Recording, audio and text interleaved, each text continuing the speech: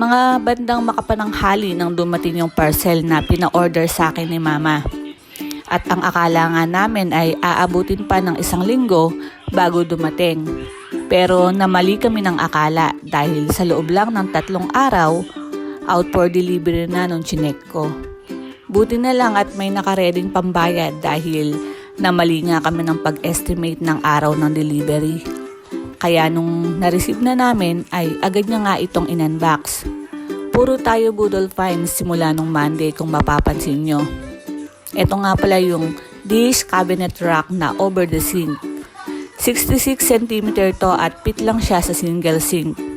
Nabili ni Mama sa presyong 1,479 kasama na yung shipping fee.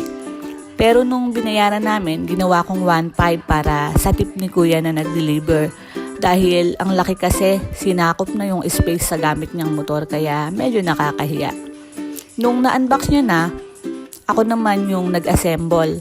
Madali lang siyang i-assemble dahil may manual naman at ilang piraso lang din naman.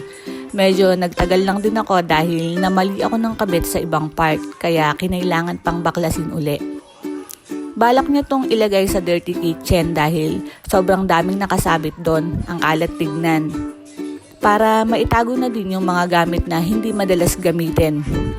Kapag nanay ka na, ang mas nagpapasaya na sa'yo ay yung nakakabili o nakakapundar ka ng mga gamit niyo sa bahay. Dati, puro pang sarili mo pa lang ang binibilan mo ng gamit. Pero once na maging misis ka, madami ka ding papangaraping gamit na mabili.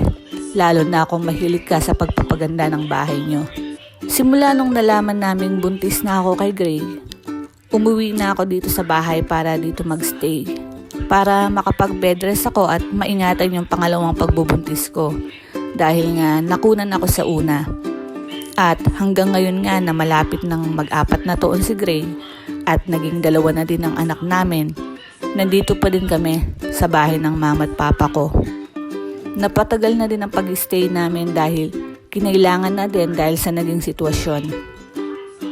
Meron din naman akong dream house, especially sa part ng kitchen. Gusto ko ng team puti at team kahoy na combination. Mahilig din ako sa pagle-label ng mga gamit at condiments. Gusto ko ng organized. Pero mukhang matatagalan pa bago kami makapagpatayo ng sarili naming bahay dito sa Pilipinas. Kailangan muna namin kumayod ng malala sa ibang bansa. Pero alam kong matutupad namin yon, sipag at tiyaga lang ang kailangan. At ayan na nga, gawa na. At ito ang before and after. May nagbago naman kahit papano, suminop tignan. Hanggang dito na lang, salamat uli sa panonood. Bye for now.